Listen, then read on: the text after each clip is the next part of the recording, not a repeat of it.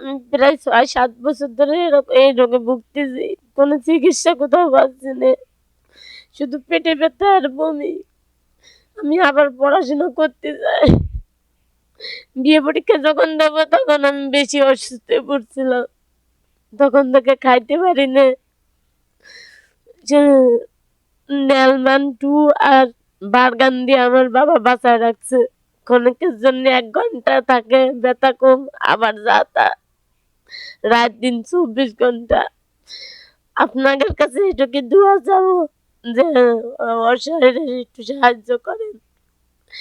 এতে আমার আম্মু নেই, আম্মু ছোটকালে মারা গেছে।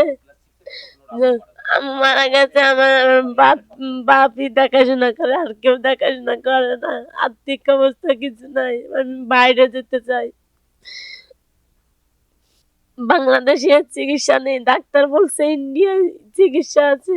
এর জন্য আমি সবার কাছে সাহায্য বা এমন কোন মহৎ ব্যক্তি, বোন বা মেয়ে হিসেবে কেউ যদি দায়িত্ব নিয়ে আমার সাহায্য করে।